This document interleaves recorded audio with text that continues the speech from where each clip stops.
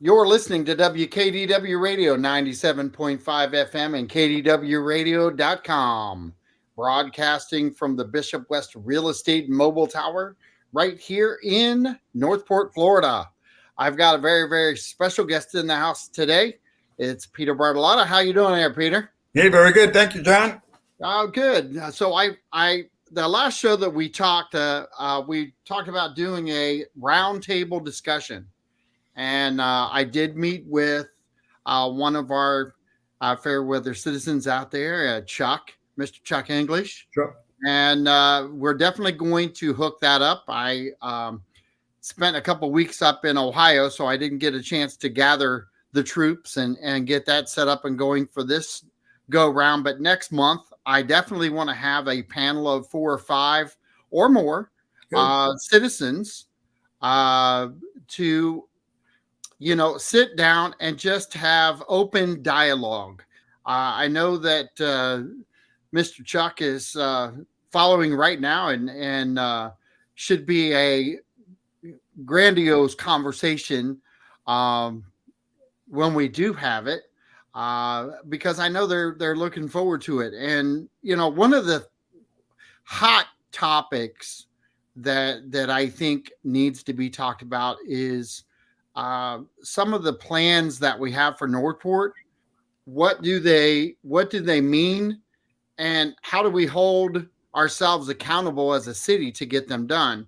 Some of the things that we talked about years ago with Vision Northport, those were good conversation, good foundation pieces, but we kind of still find ourselves still talking about some of those today, don't we? Yeah, I think so. Yeah. So I put up this strategic vision plan, and we looked at a couple other aspects just prior to getting on the air, just other cities and stuff. But what's your take on what tool we should be putting together, maybe, or if there is one, if somebody has that in their arsenal and you're listening to the show, please get it over to me. And I'll definitely pull it up online right away. But what's your thought there, Peter? It's government thinks different, and it's okay, but they think differently than the private sector thinks. If you're in business and you put a plan together, a business plan, it would show, by timeframes, what you expect to accomplish with specific outcomes.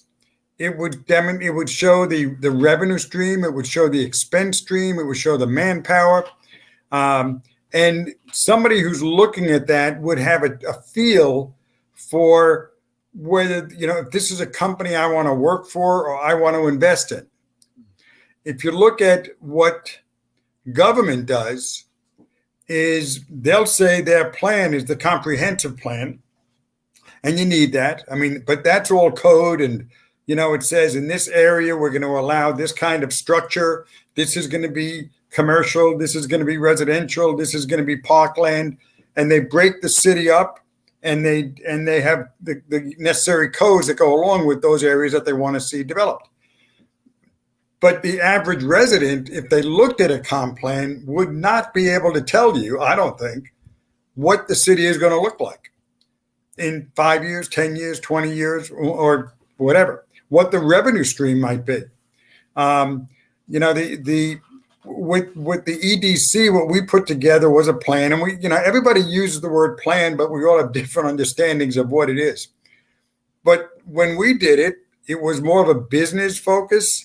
So it said on Toledo Blade, we're going to have I'm trying to remember it now, but it was going to be medical. It was going to be on 41, there was going to be a corporate park where corporate offices could locate. There was going to be a university program, and there was going to be arts and culture that came along with that. There was going to be a town center. So you could look at that plan and say, ooh, that's interesting. I can understand that. It was done in pictures.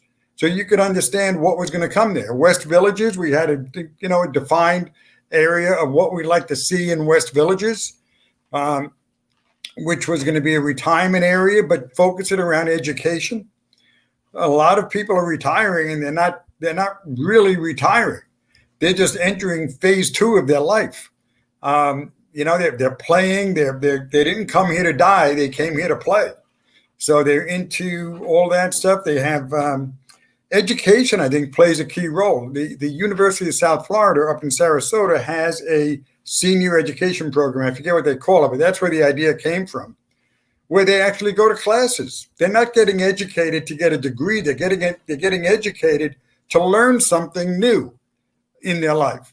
And it becomes a conversational piece that they meet new friends. So, what can we be doing in the city that people can look at and say, I want to live there.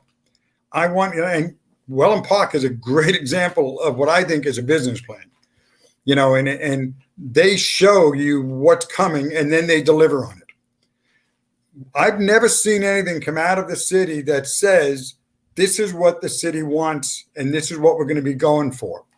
War Mineral Springs, the city has gotten developed the way developers want us to be developed, I think.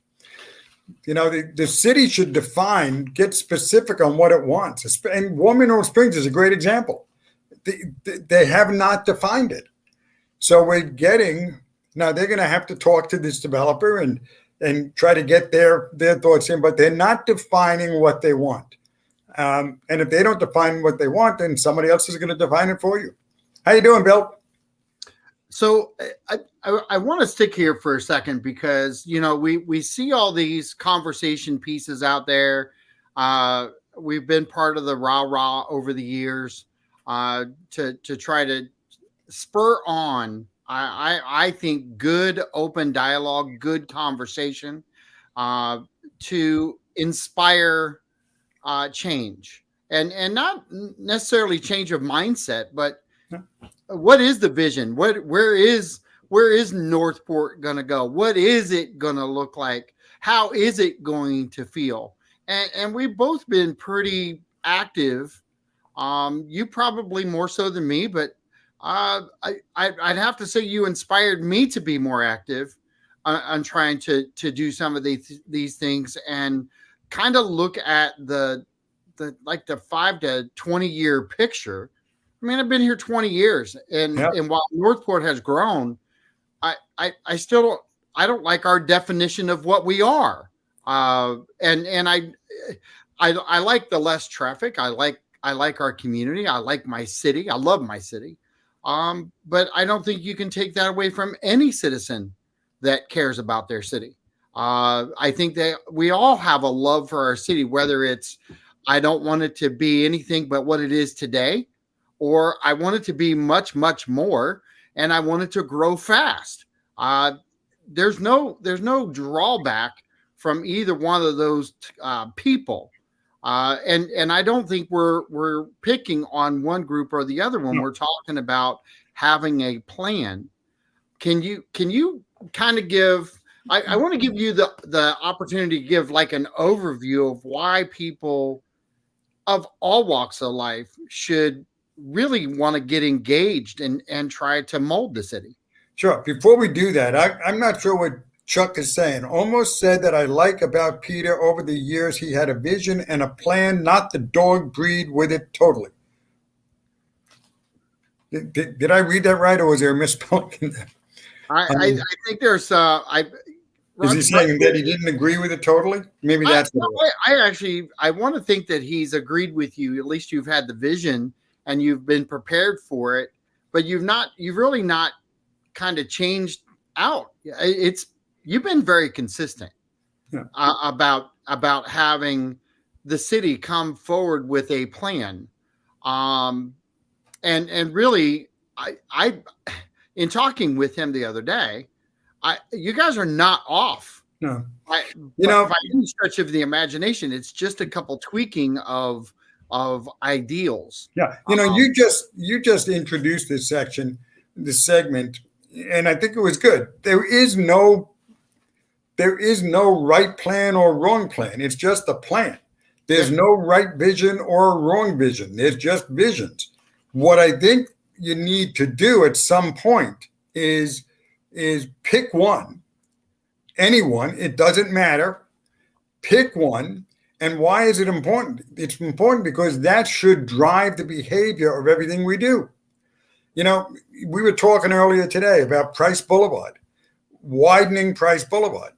Well, my question becomes, and I'm just saying this in a just to bring up the point. I think it needs to be widened, but ask yourself, why does it need to be widened? If it's not widened, what are we going to lose? What do the taxpayers lose if we don't do anything with it? What do the taxpayers get if we do something with it? What is that? If we don't do that, does something else fall apart? You know, a plan is integrated. So you got to do this before you can do that. You know, you got to level the land before you can put the road in. You can't just put it in on top of the trees. So you've got to do certain things in preparation. And if you don't do something, does that have a negative impact on the plan? And I can't seem to get answers on that. So when I talk a plan, that's what I'm always talking about. I don't care if it's what it is. Just give me a plan that we can work with, that I can look at and say, okay, that's the city. This is my city 10 years from now or 20 years from now. And if I don't like it, I can move. Well, let's stick with Price Boulevard for just a second, because we did have a little bit of a dialogue earlier today about it.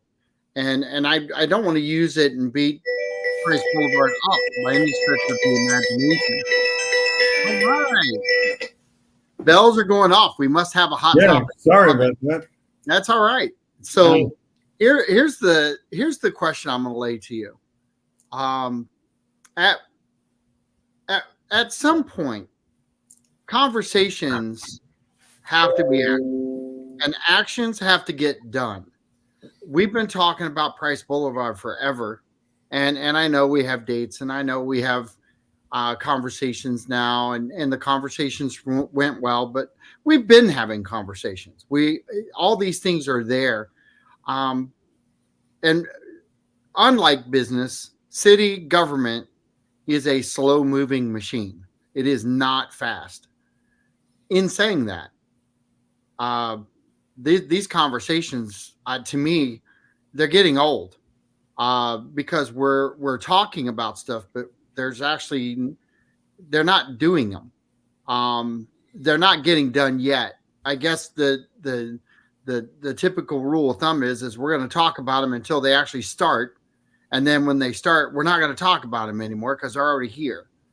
But it seems like we try to engage citizens in the same topics. I mean, we're 10 years now talking about More Springs. We're 10 years talking about Price Boulevard. You know, I get it. It's almost like we're regurgitating the same information because that's what we need to do, versus maybe putting a game plan together, maybe setting dates, holding ourselves accountable. And, you know, here's the funny thing. I don't think you're going to disagree with this at all. Just because you have a plan of attack and you have dates set, you have all these things, it's a moving document. The plan has to change. I mean, nobody knew that the hurricane was going to come through and set us back a little bit on some funding issues, or maybe even, you know, push us forward in some funding issues that we were going to face and didn't have that knowledge prior to. I just, there's so many pieces that we've spent years discussing. Years. When is it that people get frustrated, throw their hands in the air, and that's why they're not participating anymore? And that's a good question. You know, I'm getting tired. You know, let me give you my personal experience. I worked for a company you may have heard of, AT&T. At the time, they were the largest corporation in the United States. They had over 1 million employees.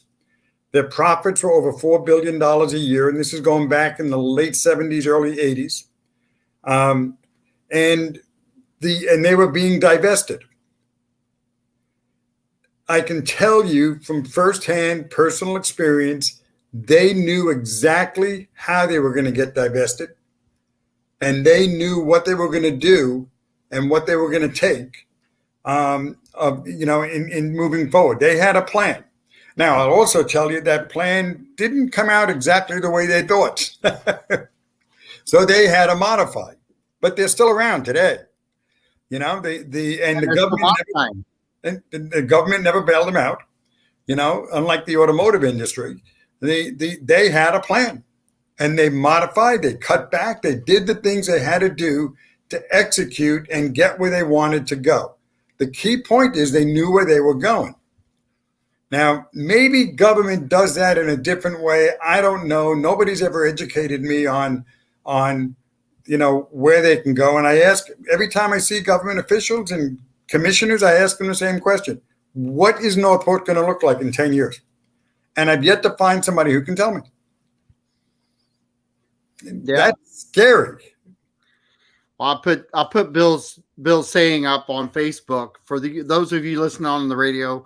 We do this show live on YouTube, Facebook, and Twitter. Real Talk 97.5 FM. You can go back and share this video, share it with your friends, kind of check things out. We are, trying to get people involved. We are, I love Bill. There's several other guests that pop on and share their comments. But, being part of a process where you can influence. I know Bill meets with commissioners. All these things happen for a reason. And he's not getting tired. Although I dare say, I think he does get tired at times. I think we all do. But it's unbelievable, I think, at times where the same conversation is held for years. And I think that's where I get my biggest frustration comes in, is because I like to see the growth. I like to get it done. I don't mind talking about it. But it's like sometimes we beat these conversations to death and then they never happen anyway. Well, Bill just made a comment that one of the commissioners believes our parks will be nothing but a burden of the city in 20 years. Who has the vision of 20 years, please? Bill, with all due respect, the reality is parks cost money to maintain. And if we don't have a revenue stream to support it, then it becomes a burden. That's all she's saying. And I know Commissioner Langdon very well. She loves the parks like I do. Yep. But just because I love it, if I can't afford it, who's going to pay for it? That's the question that's being asked right now. We're growing in a way that the tax burden is falling much too heavily on the residential side. We've lost all of the land that we could, the big tracts of land are all used up now or pretty close to it. So the odds of bringing in and any economic engines is definitely becoming less of a reality. So how do you pay for it? That's all she's asking. And I asked the same question. And I came from an area on Long Island where I saw what happens when companies leave, or you don't have that business side, which pays more taxes than residents do. When that leaves, Long Island went into an economically depressed area because the jobs went with it. And if people can't afford to live here, guess what? They're going to leave. So that's all we're talking about with economic development is how do we get more taxes? And there's a couple of ways to do it. One is bring businesses in. Why? Because businesses pay a tax. They pay their property taxes. They pay a business tax. And they're not protected by the homestead. So they can raise business taxes a lot every year. And they do in many cases. So that's one way to do it. Another way to do it is to build really expensive homes. If you build expensive homes, if the ad valorem tax is a percentage, the millage rate is a percentage of the value of the home. So common sense, if you build really expensive homes, guess what you get? More taxes. Well, you can't build really expensive homes on quarter acre lots.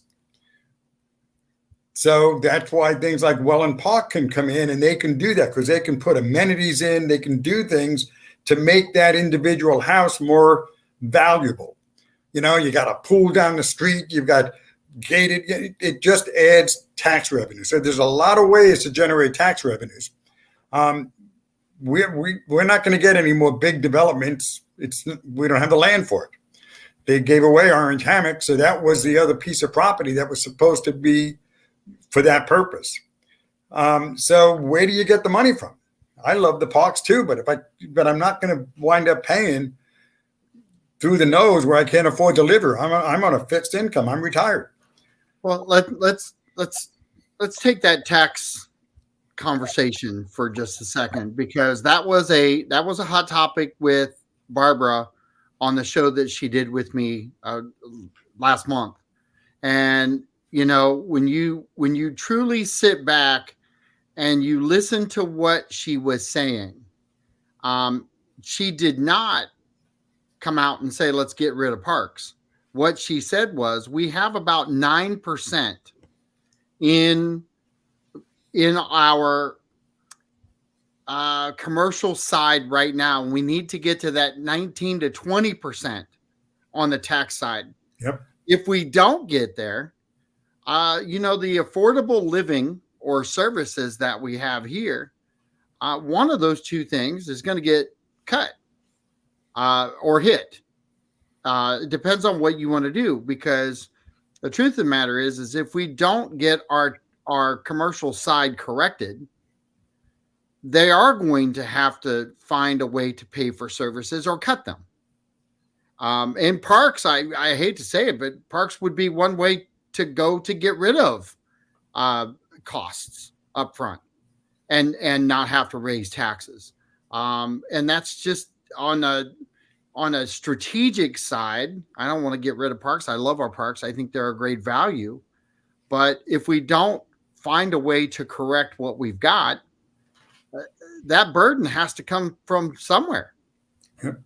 And if we're not talking about putting a game plan together and trying to strategically find a way to fill these voids, how many people want to pay higher taxes? Yep. That's what's coming.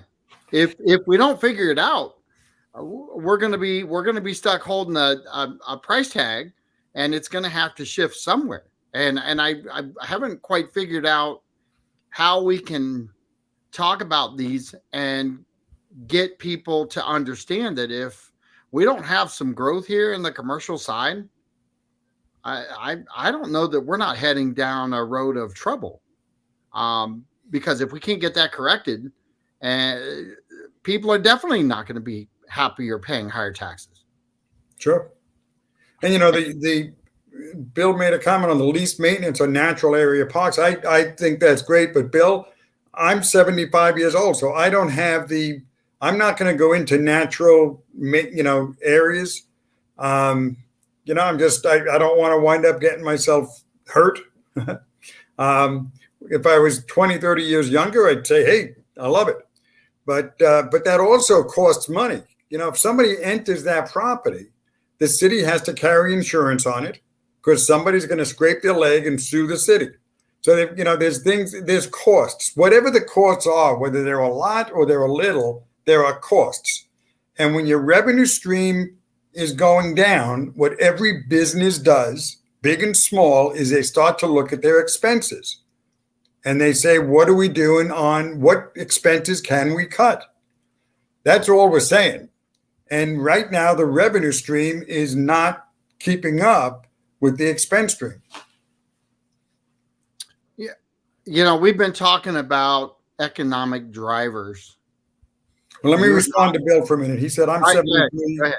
I know you're not talking about us, and we do want the younger people, but the younger people are the working class, average age of what, 42, 43. Those people are traveling in many cases an hour and a half to get to work, an hour and a half to come back. They don't have the opportunity to get into those natural area parks.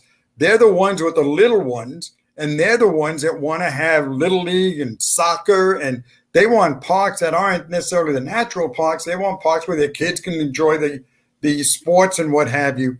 I was just talking to a guy in Venice today who lives in Northport. He's booked solid with baseball and soccer and all of the sports that his family takes place in. Those require maintenance. Those are the parks that a young, growing community like Northport with a young population need. We've got great open areas that people can go into if they want to, that are minimal on maintenance and expense. Deer Prairie Creek is probably one of them. But there's a cost. Whatever the cost is, you start looking at it and say you got to balance the books. You do the same thing at your house. If at the end of the month you don't have any money left, what do? Well, and I'm going to stick with the conversation with Barbara for a second, because the fact that she is going at the 9% in the commercial side and she's not being quiet about it, that should start alarming people. I agree. I'm not joking. I seriously, I want to just shake our city and say, at what point is everybody going to wake up and realize that, we're going to hit 100,000. And if we don't get our commercial side corrected, 100,000, if we're not drawing in new businesses at 82,000 and everything else around us is drawing it in and building around us, Welland Park was a structured growth. It was destined to happen because that's the way it was designed. And if you look at our city as a whole, I got to say that, we haven't grown into 82,000 people strategically good on the commercial side. If we didn't have Welland Park, I don't know that we would be at 9%. Yeah. I mean, that's got to be, I would almost have to say that has to be scary if we didn't have Welland Park, what our books would look like then.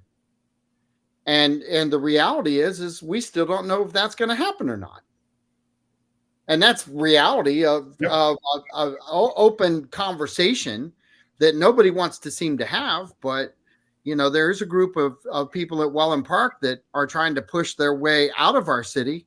Well, when you take that tax, and I don't want to call it a burden, if you take the commercial taxes out of Welland Park and you say they belong to the county now, where does that put us? And now what damage do we have to make up for? I've been asking that question. What happens if this goes south? What happens if we lose Welland Park? I've had people throw their hands in the air and say, we don't care. Well, You will. You 100% will care when your tax rate goes up. And Bill, I got to respond to what Bill's saying there, because development is not paying their fair share, and the Board of Infrastructure will put upon the community. I'd love to see somebody tell me, give me the developer's name, what he paid, and what you think he should have paid. They pay more than you think. They're probably they're spending money 2 years before they put a shovel in the ground in most cases. And I'm not talking about 50, 60, they're talking millions of dollars they invest up front. So, and I'm not saying they're all perfect. I'm not saying they don't skirt the corners. There's loopholes that they'll get through, and if they can, they will. The same way most of us do. You're gonna do to save as much money as you can. But developers, without the developers, we wouldn't be here today. So I don't like when you throw them all under the bus. Give me the specifics, and I've yet to meet somebody who has. Well, the on the commercial side, if you look at what we've built, we're getting a Wawa. Okay, Wawa's going to come, whether we want them to come or not. We've got a need for that. They're going to come. The mattress stores, they're going to come. Yep. All the people that were all over Facebook, all up in arms because we got another parts store. We got another. All right, reality people. You're a city of 82,000. You're going to have car parts stores. You're going to have mattress stores. You're going to have drug stores, and you're going to have gas stations. Those things are going to exist, just like you're going to have grocery stores. Yep. By all accounts, those are not the jobs that we should be focused on. The fact that we're up in arms and excited about a KFC opening up, okay, seriously, that's not the job that we should be jumping up and down going, thank God we got 10 more. Yep. We've got to find a way to make ourselves significant in the mid to upper range of jobs, mid to upper range, because contrary to everyone's belief, we do not live in an affordable living environment today. We are pricing our houses with the interest rate. The working class that can't afford 7.5% interest rate. Sorry, because the prices have not dropped because the baby boomers are still buying south. You know, you want a good house, go to New York. You can get your price cut up there and you can pay your higher interest rate, but you can't open a business because they're not business friendly. You know, I've watched videos on all this stuff. I understand the structure of creating opportunity. And I don't know that we're doing a great job. I don't. I want somebody to come forward and give me the answer. Are we doing a great job opening doors to bring some of these mid to upper level jobs here? Are we marketing them, or are we just saying, hey, we're in Northport, find us? I don't know. And that's all part of this development side of things. If we don't try to draw these jobs here, I don't know what we're going to do. I don't. The hospital is wonderful. I love the fact that the hospital is coming. But and that's going to be our mid to upper level jobs. But the truth of the matter is those people are already working in the system already. And a lot of them are just going to work south now. They're not going to have to drive away to go to work. They're still going to work 10 to 12-hour shifts, and they're still going to be in the hospital walls. And it's the same people just relocated. So I don't know how all that's going to affect us overall. We just lost a major hospital in Venice. So those workers are now displaced. We have less beds than we had prior to, and we were in need of beds. And so when you start looking at all the totalities of what's happening around us, and the fact that we're talking about commercial, but we're not making any achievements in commercial, I am worried about it. I'm because we were known as the bedroom community. Well, that's typically, if you're known as a bedroom community and you don't have commercial, that bedroom community is expensive. And people who drive away to go to work, you can have all the environmentally friendly stuff you want to have. If people can't afford to live here, it's all going to go away too. And it'll go away differently. It'll just be unattended parks.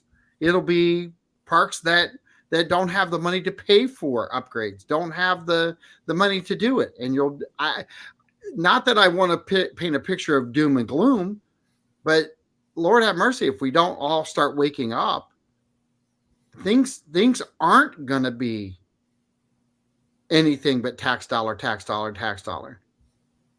Because where does the revenue within the city walls, Peter, where does the revenue come from? Taxpayers. If you don't have commercial, Yeah. If you don't, it's going to come from the taxpayers, you and me. there's no, there's only one answer. There's only one. We've been talking about it now for, well, when did Vision Northport start? What year? Jeez, I'm going to say 07? around 2000 and what was the 50th anniversary?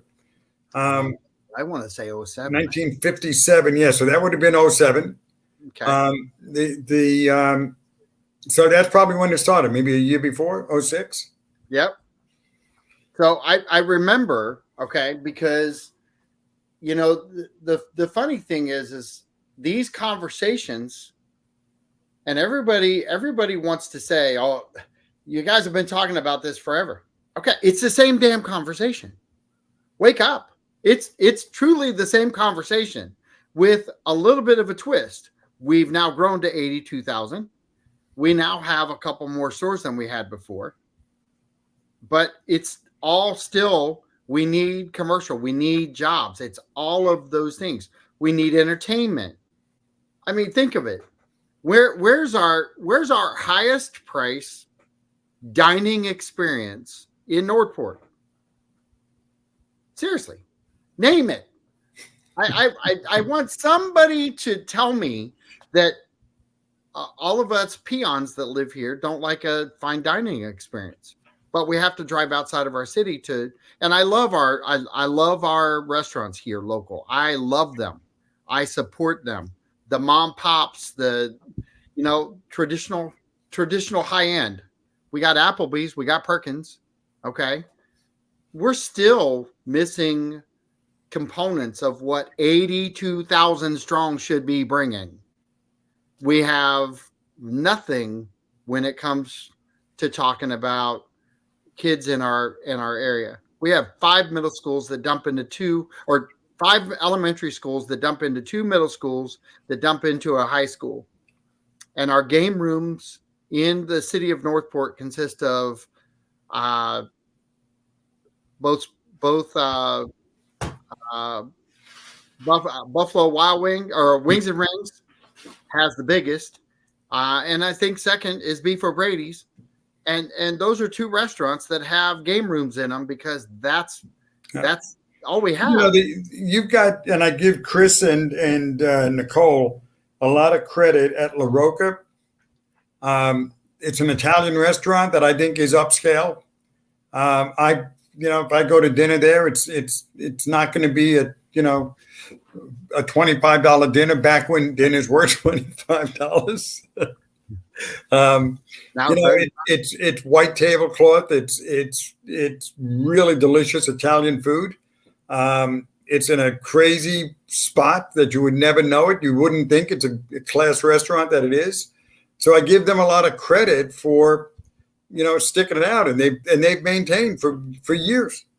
And it is an upscale restaurant, but that's probably the only one I can think of right now, that is of that caliber.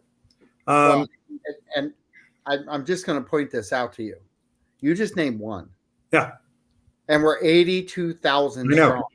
If you would have, in 07, 06, if you would have said, we're going to have one upscale restaurant by the year 22, would you have said we were going to have more or less? More. But La Rocca was here in 07, I think, because they were the inspiration behind the restaurant concept that Vision Northport came up with. Well, and it's ironic because we're still having conversations about mattress, auto parts. Yep. All these same conversations. And at what point do we hold our city leadership accountable? Every 2 years. Every 2 years. And the funny thing is every 2 years we can vote somebody in or change somebody out. But it's funny how that works out too, because it's a lot of times the same dialogue just regurgitated. They get elected, and the reality is do commissioners really bring business here? Do commissioners bring business here? Yes. No, I mean it's staff. You know the Who do we have? Who do we have? Who who is it that is making sure Northport is in the ears of businesses for growth? your Within the, economic, I would imagine your economic development department. so maybe that's my next target. Okay. Maybe that's who I have on and I have questions to, because the frustrating side of it for me is I listen to groups of people on Facebook who are just livid that we're, having another Yep. mattress store. And then I listen to them say, well, but we don't want any more growth. Yep. We don't want higher taxes, and Yep. we want this, we want that. Well, all right. I in talking with Chuck and having meetings with Chuck, I love having conversations with Chuck Yes, because so do I. Yeah. at the end of the day, the conversations have to be started. They have to be had, and people need to get engaged. And this is the hardest part, is getting people to engage in a topic and not taking it personal.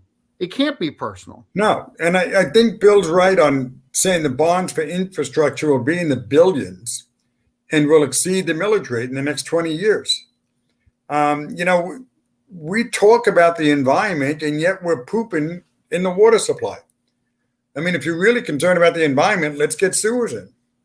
Let's make sure that we're not using septic. But nobody wants to address that because it's going to cost me $3,000 or $5,000 or $10,000 to hook up, and it's going to cost us money to build it. So what we do is we keep putting it off.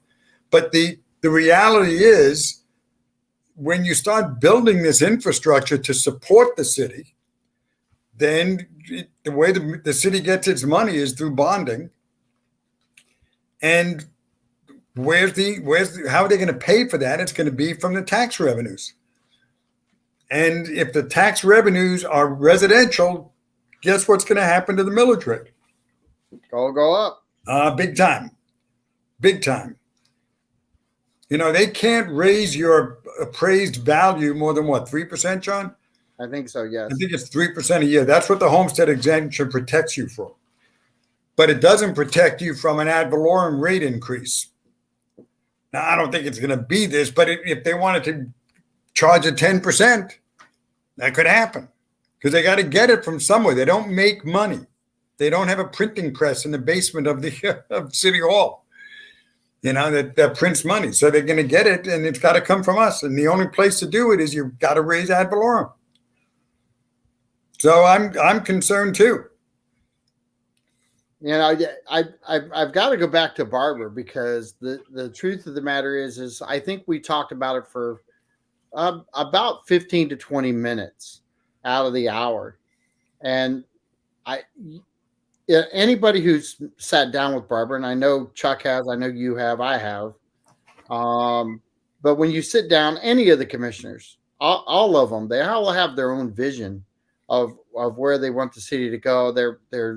Everybody's doing their thing. Everybody's doing a good job. They're all communicating. They're all trying to get things moving forward, whether it's because past commissions didn't or not. It at this point, I don't even like to talk backwards because we have to start making big, bold decisions now, and things have to change now. And we can't talk about what used to be. We talk about what we talked about with Vision Northport in 2007 because we're still talking about some of those topics today. How do you clear a plate of everyday chores at home? You either assign them to somebody or you complete them. But to talk about cleaning your house for 3 years isn't the way you clean your house. You clean your house. And you build a road by building roads. You get things done. I understand that there's delays, but we're having we're getting people excited around election cycles is how it feels to me, not just on a national scale, but on a local scale. Is we are now gearing things up for, here comes the election, elect me back. I'm here's what we are working on. Okay, if it's ever working and there's no project completed, but bring me back. I, I'm throwing my hands in the air. I'm doing that with Yeah. the federal government too. You Yeah. got 60 years in office and you're going to fix it now? Bye. Yep. Think about it. If you've got 60 years in office and you haven't fixed a problem, but you want to fix it now, go get a new job Yeah. or get one. You got But 60 years in office, you're a part of the problem. yeah, exactly. So, You got us here. I'm not talking about locals having 60 years, because we don't have that. We have our system set up where we have them for only a short period of time. But what I am saying is we are getting into a election cycle again, and believe it or not, it's the same topics we're going to be talking about. And that's the hard part. That's the real hard part. I don't, how do you talk about a different topic other than Warm Middle Springs, Welland Park, or Price Boulevard? I think Barbara's doing a good job. She's raising the concern. I love to see the different groups get together. There's a lot of smart people in this city. Let's sit down with the environmentalists, sit down with the pro-economic development, sit down with the average citizen, and let's see if we can't identify solutions and focus on solutions, not on the problems. But the one thing you can't have is growth without expense. It costs money. You got to run that garbage truck. You got to run the police. You've got to do what there's a cost to it. Now you can streamline the budget. And whenever I hear people talking about cutting the budget, that's a simple solution. But all you wind up doing is cutting the budget this year, and then 4 years from now, cut it some more, and 4 years from then, cut it some more. And after a while, you don't have any money left and you're done. So businesses that are constantly cutting their budgets are usually failing. Okay? The ones that are investing in the future are the ones that I put my money on. You got to get ready. And we need to just get everybody sitting around the table and having a frank, honest discussion and about what is. And if we don't do anything, here's the outcome. If we do this, here's the outcome. If we do, and look at alternatives. As well as doing nothing. Maybe doing nothing is the answer. I don't think it is, but sit around the table and convince me that it is. So we've got about 6 minutes left. So I wanted to get Chuck's question up. Okay. And it's, do you believe the development of Warm Middle Springs should go to a referendum, like an election issue? No. Let me tell you why. Everybody forgets this. It's as if Warm Mineral Springs has been this protected place for hundreds of years. Warm Mineral Springs has been in the private sector up until the city bought it. It was owned by private people, and they opened a business on it, and they had people come in and swim in it and pay money to do that. It was always a private group. Then the city bought it to be an engine for the city for economic development. The plan bill that we had presented was a 100-room boutique resort, 100 rooms, not 300, not 6 stories, 2-story, 100-room boutique resort. It would have, 2 conference centers, which Northport needs for weddings and family get-togethers and graduations and all. So you can do something with that and still protect the value of the spring. And I think the best way to protect it is to put somebody on there that's making money with it, because they're incented to protect it. They're not going to spend millions of dollars to build something and then destroy it. These people are not stupid. They'll come in and they'll do all the testing that needs to be done, and they'll make sure that they protect it so it doesn't get destroyed. Because if they ruin it, what's the value of their property that they just spent tens of millions of dollars on? It's nothing. There's no value. Nobody wants to go to a resort at Warm Mineral Springs without the springs. It's not exactly the most desirable place for tourism. There's nothing to do there except for the springs. So now you got a resort with no spring. What are you going to do with it? You're dead. You shot the golden goose. So it's always been in private hands. That part of the story, it doesn't reach out. You talk to people today, and they're saying it's like the city is trying to do something that's totally wrong, and it's always been private. It's always been a private enterprise. And it was not purchased to protect and preserve the spring. It was purchased as an economic engine with an eye towards preserving it. Nobody wants to overdevelop it. It was supposed to be something very unique, but it would be a revenue generator. But it was not purchased to protect and preserve. That's not what the city of Northport does. And again, if you want to take that to a referendum, I'll tell you right now, the voters will tell you, sell it. Get it off the tax rate. Get it off the books. Sell it. It goes back on the tax rolls now because it's in private hands. And then tell that private developer you just bought a piece of property. You can't do anything with it. But I don't want to spend my tax dollars to preserve land. I'm sorry. We don't have a surplus. We're losing money. And you want to spend more with no return? Not in my book.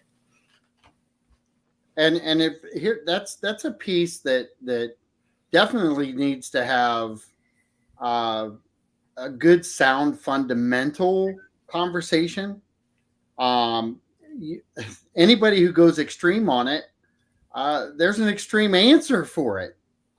There has to be some common sense and some middle ground.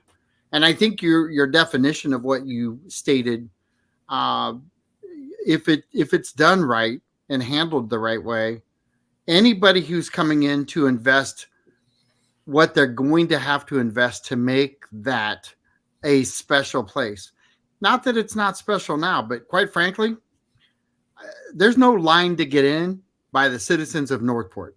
There really is not. Nope. Nobody's busting the doors down. If you shut it down right now, the 1,500 people that visit there would be upset.